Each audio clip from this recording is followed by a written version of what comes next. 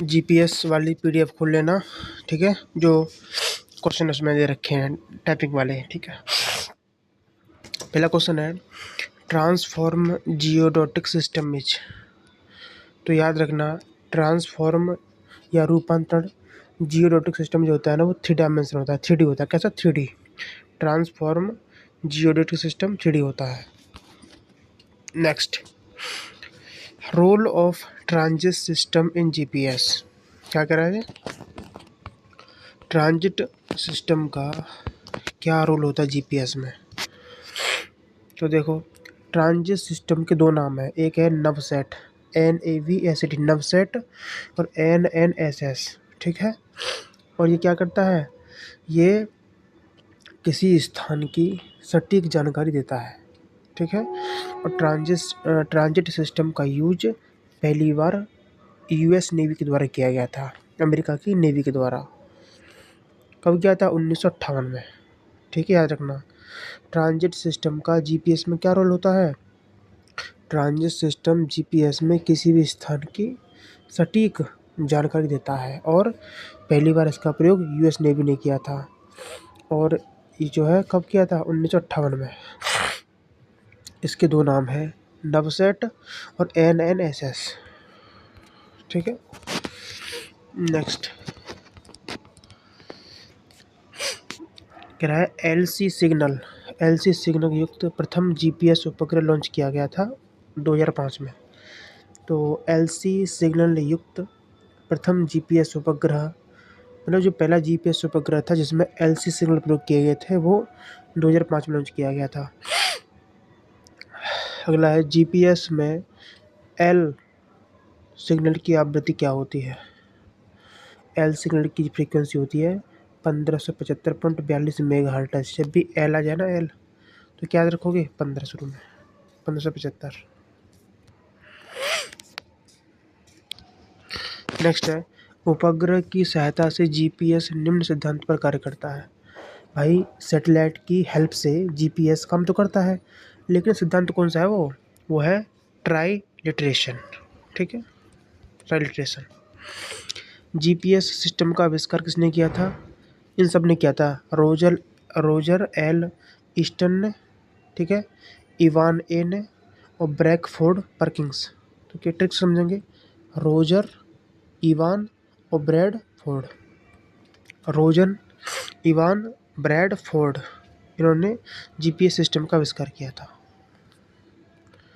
Next, GPS में प्रयुक्त L आवृत्ति के सिग्नल प्रयुक्त किए जाते हैं।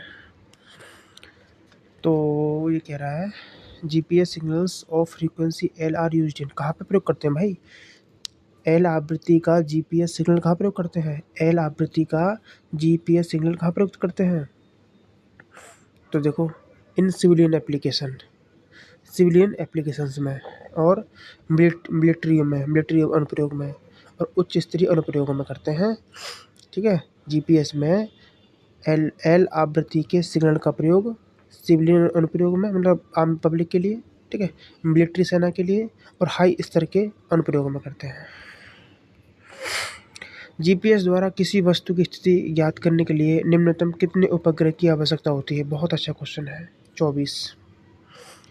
जीपीएस के द्वारा कोई वस्तु है, उसकी स्थिति ज्ञात करनी है, तो कम से कम कितने उपग्रह की आवश्यकता होती है? 24।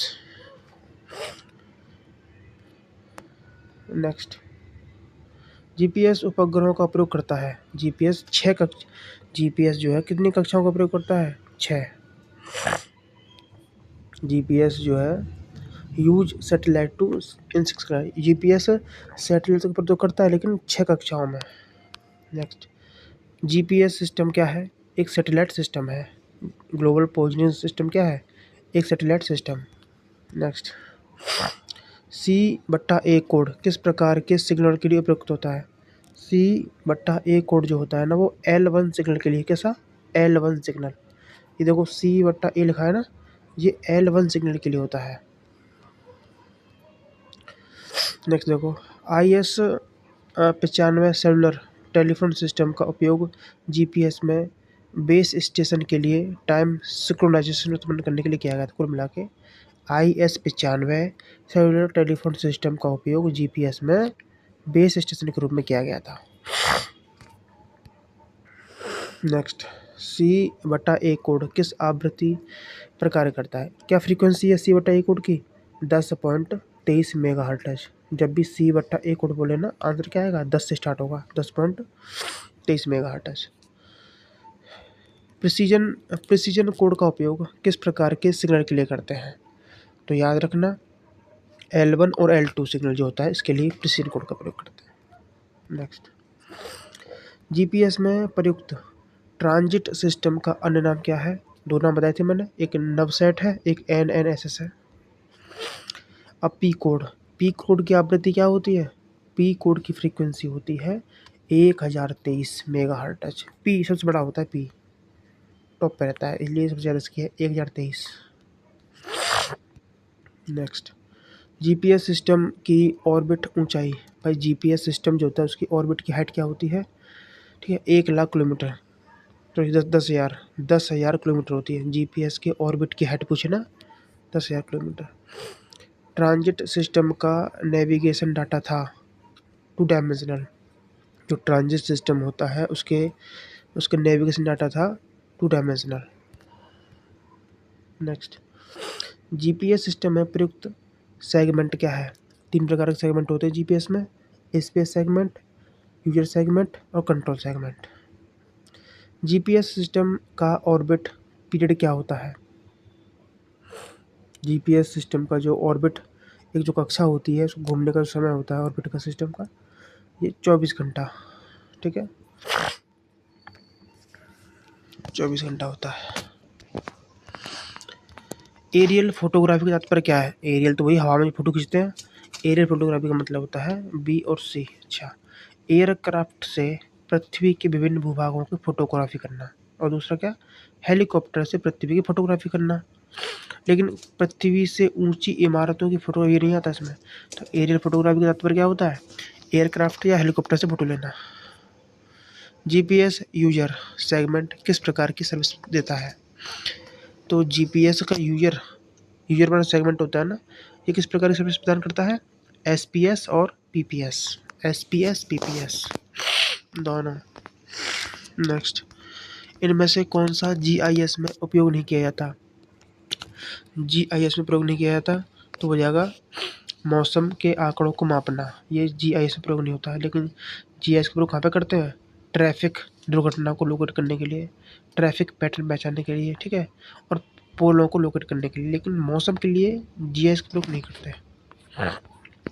GPS में प्रयुक्त घड़ी एटॉमिक क्लॉक होती है, परमाणु घड़ी। नेक्स्ट, पृथ्वी के कक्ष में वर्तमान में कितने GPS सैटेलाइट उपलब्ध हैं? पृथ्वी की कक्षा में वर्तमान में 24 सैटेलाइट उपलब्ध हैं। GIS स्पेशल डाटाबेस के निर्माण के लिए सबसे अधिक शक्तिशाली डाटा कैप्चरिंग तकनीक क्या है? Aerial photography. GIS spatial database के निर्माण के लिए सबसे अधिक शक्तिशाली डाटा कैप्चरिंग तकनीक, भाई GIS में सबसे ज़्यादा शक्तिशाली डाटा को कैप्चर करने वाली तकनीक कौन सी होती है? वह एरियल फोटोग्राफी। नेक्स्ट क्वेश्चन है, क्रियाशील संवेदी तंत्र का बेहतर उदाहरण कौन सा है? क्रियाशील, ठीक है, संवेदी तंत्र मतलब से बोलते हैं फंक्शनिंग सेंसर सिस्टम का बेहतर उदाहरण हो जाएगा infrared electromagnetic spectrum. Infrared electromagnetic spectrum जो है ये किसका एग्जांपल है? ये फंक्शनिंग सेंसर सिस्टम का एग्जांपल है। इनमें से कौन मैप प्रोजेक्शन का एक प्रकार नहीं है? तो जियोग्राफिक। बाकी मैप प्रोजेक्शन के प्रकार कौन से हो जाएंगे? Cylindrical, azimuthal, conic. Cylinder, azimuth और कोन, शंकु, ये मैप प्रोजेक्शन के प्रकार है, लेकिन जियोग्राफिक मैप प्रोजेक्शन नहीं होता। पृथ्वी की सतह के डिजिटल प्रस्तुतिकरण का निर्माण और प्रदर्शन हेतु कंप्यूटर का उपयोग कहलाता है, उसे कहते हैं GIS, जियोग्राफिक इंफॉर्मेशन सिस्टम। मतलब GIS का, भाई GIS की डेफिनेशन दे रखी है, क्या है? पृथ्वी की सतह के डिजिटल प्रेजेंटेशन का निर्माण और प्रदर्शन हेतु कंप्यूटर का उपयोग। आई बात समझे? मतलब पृथ्वी की सतह जो है उसका डिजिटल रूप से उसकी सतह का डिजिटल रूप से निर्माण करना और प्रदर्शन करना। ठीक है, इस कंप्यूटर के प्रयोग को कहते हैं जीआईएस। मानचित्र का स्केल क्या है? स्केल क्या होता है भाई? मानचित्र और वास्तविक दूरी के बीच का अनुपात। ठीक है, मानचित्र पर दूरी और वास्तविक दूरी का अनुपात। इनमें से कौन सा मानचित्र घटक नहीं है? मानचित्र घटक कौन से होते हैं? देखो, स्केल होता है, ठीक है, लीजेंड होता है, प्रोजेक्शन होता है, लेकिन नेटवर्क मानचित्र का कंपोनेंट नहीं है। नेक्स्ट, डिजिटल मैपिंग के लिए कौन सा फॉर्मेट उपयोग किया जाता है? Shape file. डिजिटल मैपिंग के लिए शेप फाइल का प्रयोग किया जाता है। ठीक है,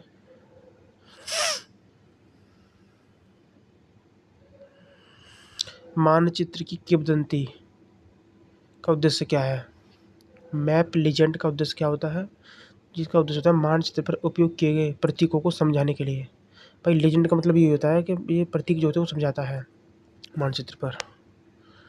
कागज़ के मानचित्र की तुलना में डिजिटल मानचित्र का मुख्य लाभ ये होता है कि आप इसको आराम से अपडेट और शेयर कर सकते हो। डिजिटल मानचित्र में किस प्रकार की जानकारी दर्शाई जाती है? तो ये प्रशासनिक मानचित्रण। नेक्स्ट है, शहरी योजना में जोनिंग विश्लेषण के लिए कौन सा जीआईएस अनुप्रयोग उपयोगी है? जोनिंग विश्लेषण के लिए जो जीआईएस अनुप्रयोग है वो है सूटेबिलिटी एनालिसिस। ठीक है, जीआईएस शहरी योजना को कैसे सरल बनाता है? जीआईएस शहरी योजना को कैसे आसान बनाता है? इसका आंसर हो जाएगा स्थानिक पैटर्न और प्रवृत्तियों का विश्लेषण करके। ठीक है भाई, एनालिसिस करता है स्पेटियल पैटर्न्स को और ट्रेंड्स को। ठीक है, शहर में क्या चल रहा है, क्या नहीं चल रहा है, क्या ट्रेंड चल रहा है। जीआईएस का प्रयोग करके परियोजना योजना में एक महत्वपूर्ण कदम क्या है? जीआईएस का प्रयोग करके परियोजना योजना में महत्वपूर्ण कदम क्या हो जाएगा? ये हो जाएगा कि परियोजना के उद्देश्यों और दायरे को परिभाषित करना। शहरी योजना में आपदा प्रबंधन में जीआईएस की क्या भूमिका होती है? शहरी योजना में आपदा प्रबंधन में जीआईएस क्या भूमिका निभाता है? भाई शहरी योजना है, उसमें आपदा आ गई शहर में, उसके लिए क्या भूमिका निभाएगा जीआईएस? यह कमजोर क्षेत्रों की पहचान करता है। नेक्स्ट, परियोजना समय रेखा योजना के लिए कौन सा जीआईएस टूल आवश्यक है? परियोजना समय रेखा योजना के लिए कौन सा जीआईएस होता है? तो वो होता है गैंट चार्ट। कौन सा जीआईएस विशेषता योजनाकारों को विभिन्न परिदृश्यों को देखने की अनुमति देता है? कौन सा जीआईएस का फीचर है जो विभिन्न परिदृश्यों को देखने की अनुमति देता है? तो वो है सीनरी मॉडलिंग। नेक्स्ट है, किस प्रकार का विश्लेषण निर्णय निर्माताओं को स्थानिक संबंधों को समझने में मदद करता है? निर्माताओं को स्थानिक संबंधों को समझने में मदद करता है, वो है स्थानिक विश्लेषण। जीआईएस निर्णय लेने में कैसे सहायता करता है? व्यापक स्थानिक विश्लेषण प्रदान करके। जीआईएस निर्णय लेने में कैसे सहायता करता है? ये हमको प्रोवाइड करता है, क्या करता है? Comprehensive spatial analysis. ठीक है, जीआईएस के बारे में दृश्य विश्लेषण क्या है? मतलब विजुअल एनालिसिस क्या होता है? जीआईएस में विजुअल एनालिसिस क्या काम है? इसका आंसर हो जाएगा डेटा का दृश्य प्रारूप में प्रेजेंटेशन करना, डेटा को दृश्य के रूप में दिखाना। प्रभाव क्षेत्रों का आकलन करने के लिए आमतौर पर कौन सा टूल उपयोग करते हैं? प्रभाव क्षेत्रों का, इम्पैक्ट एरिया का, जो एरिया इम्पैक्ट है उसका आकलन करने के लिए आमतौर पर कौन सा जीआईएस टूल प्रयोग करते हैं? तो वो है बफर मैपिंग। नेक्स्ट, जीआईएस में दृश्य विश्लेषण का प्राथमिक लाभ क्या है? तो डेटा संचार में सुधार करना। भाई जीआईएस में अगर आप विजुअल एनालिसिस करते हो तो उसका ये लाभ होता है कि आप डेटा के कम्युनिकेशन में सुधार कर सकते हो। डेटा की तीव्रता को दर्शाने के लिए कौन सी दृश्यांकन तकनीक का प्रयोग किया जाता है? डेटा की तीव्रता को दर्शाने के लिए कौन सी विजुअलाइजेशन टेक्निक का प्रयोग करते हैं? Heat maps. किस तकनीकी का उपयोग किसी स्थान में विशेषताओं के वितरण का विश्लेषण करने के लिए किया जाता है? किस तकनीक का प्रयोग किसी स्थान में विशेषताओं के वितरण का विश्लेषण करने के लिए करते हैं वो हो जाएगा बफर एनालिसिस। स्थानिक विश्लेषण मुख्य रूप से किस पर ध्यान केंद्रित करता है? जो स्थानिक विश्लेषण है वो ध्यान केंद्रित करता है भौगोलिक स्थानों के बीच संबंध में, जो जियोग्राफिकल लोकेशंस होती है ना उनके बीच के संबंध में। जीआईएस में मेटा डेटा शब्द किसका संदर्भ है? डेटा के बारे में डेटा को मेटा डेटा कहते हैं। जीआईएस का कौन सा घटक डेटा संग्रहण और प्रबंधन के लिए जिम्मेदार है? तो वो डेटा है। ठीक है, एक बार दो बार लिख लेना, वीडियो याद हो जाएगा। जीआईएस के प्राथमिक घटक, तो जीआईएस के कौन सा घटक है भाई? सॉफ्टवेयर, हार्डवेयर, दो बात में होते ही हैं। डाटा और people, data, people, software, hardware GIS के घटक है। नेक्स्ट क्वेश्चन, जीआईएस संगठनात्मक एकीकरण में कैसे सुधार करता है? जीआईएस संगठनात्मक एकीकरण में सुधार कैसे करता है? विभागों के बीच डेटा शेयर करने को बढ़ाकर। जीआईएस संगठनों के बीच में कैसे सुधार करता है? डेटा को शेयर करके विभागों के बीच में। जीआईएस स्थानिक विश्लेषण में अंत वर्गीकरण का उद्देश्य क्या है? अंत वर्गीकरण का उद्देश्य होता है ज्ञात मानों से अज्ञात मानों का अनुमान लगाना। संगठनात्मक निर्णय लेने के लिए जीआईएस का उपयोग करने का एक लाभ क्या है? संगठनात्मक निर्णय लेने के लिए जीआईएस का प्रयोग करते हैं, उसका फायदा क्या है? आंसर हो जाएगा सेंट्रलाइज्ड डाटा मैनेजमेंट, केंद्रीकृत डेटा प्रबंधन कर सकते हैं। कौन सा जीआईएस अनुप्रयोग हितधारकों के बीच संचार को बढ़ा देता है? हितधारकों के बीच संचार को बढ़ाता है वो है इंटरेक्टिव वेब मैपिंग। कौन है? Interactive web mapping. कौन सा जीआईएस अनुप्रयोग पर्यावरणीय परिवर्तनों की निगरानी में मदद करता है? पर्यावरण में जो परिवर्तन हो रहे हैं ना उसकी निगरानी करता है, हो जाएगा लैंड यूज चेंज एनालिसिस। क्या है? भूमि उपयोग परिवर्तन विश्लेषण। इनमें से कौन सा भू स्थानिक डेटा को सबसे अच्छे ढंग से वर्णित करता है? भू स्थानिक डेटा को वर्णित करता है वो है डेटा जो पृथ्वी पर भौतिक स्थानों से संबंधित है। ये कह रहा है कौन सा भू स्थानिक डेटा को सबसे अच्छे ढंग से वर्णन करता है, तो आंसर हो जाएगा वह डेटा जो पृथ्वी पर भौतिक स्थानों से संबंधित है। नेक्स्ट, कौन सा प्रकार का मानचित्रण ऊंचाई और भूभाग दिखाता है? वह है टोपोग्राफिक मैपिंग। ठीक है, ये क्या दिखाता है? एलिवेशन और टेरेन। नेक्स्ट है मैपिंग का मुख्य उद्देश्य क्या है? मानचित्रण का मुख्य उद्देश्य क्या है? आंसर हो जाएगा भौगोलिक जानकारी का दृश्य प्रस्तुत करना। भाई ये जियोग्राफिकल इंफॉर्मेशन का एक विजुलाइजेशन तरीके से दृश्य देता है। ठीक है, यही मैप क्या है? मैप में भौगोलिक जानकारी को एक दृश्य के रूप में दर्शाया जाता है, ये पर्पज होता है मैप का। ठीक है ना। नेक्स्ट, थीमेटिक मानचित्र का मुख्य उपयोग किस लिए किया जाता है? थीमेटिक मानचित्र का प्रयोग करते हैं भौगोलिक विशेषताओं को दर्शाने के लिए। भूमि का सर्वेक्षण करने के लिए कौन सा उपकरण उपयोग किया जाता है? थियोडोलाइट। कौन सा मानचित्रण का प्रकार नहीं है? तो मानचित्रण देखो डिजिटल होता है, पेपर मानचित्र होता है, सामाजिक होता है, लेकिन वैचारिक मानचित्र नहीं होता, कंसेप्चुअल। जीआईएस का फुल फॉर्म होगा जियोग्राफिक इंफॉर्मेशन सिस्टम। क्या है? जियोग्राफिकल नहीं, जियोग्राफिक सिस्टम। वर्षा के वितरण को दिखाने वाला मानचित्र कौन सा होता है? Thematic mapping. मानचित्रण प्रक्रिया में पहला कदम होता है डाटा कलेक्ट करना।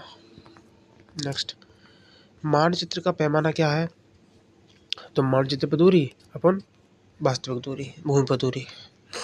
स्थलाकृति मानचित्र बनाने के लिए कौन सा उपकरण प्रयोग करते हैं? थियोडोलाइट। भाई टोपोग्राफिकल मैप बनाने के लिए थियोडोलाइट का प्रयोग किया जाता है। नेक्स्ट क्वेश्चन, स्थलाकृति मानचित्र मतलब टोपोग्राफिकल मानचित्र पर कंटूर रेखाएं क्या है? कंटूर रेखा होते हैं समान ऊंचाई के बिंदुओं को मिलाने वाली रेखा है। इनमें से डिजिटल मानचित्र का कौन सा लाभ है? इसमें आप डेटा को आसानी से शेयर कर सकते हैं। अब देखो आगे है कैडेस्ट्रल मैप, भूसंपत्ति मानचित्र। कैडेस्ट्रल मैप का क्या काम है? भूमि स्वामित्व का विवरण दिखाना। मानचित्र पर किंवदंती का क्या महत्व है? भाई लेजेंड का क्या काम होता है, बताए थे ना। ये उपयोग किए गए प्रतीकों की व्याख्या करता है। जो आपने जो सिंबल प्रयोग किए गए हैं मानचित्र में, उसकी व्याख्या करता है। नेक्स्ट क्वेश्चन है, कौन सी प्रौद्योगिकी वास्तविक समय में मानचित्रण की अनुमति देती है? कौन सी टेक्नोलॉजी है जो आपको रियल टाइम मैपिंग करवाती है? आंसर हो जाएगा जीआईएस और जीपीएस दोनों। नेक्स्ट क्वेश्चन है, कौन सी मानचित्रण तकनीकी अक्सर शहरी योजना में उपयोग की जाती है?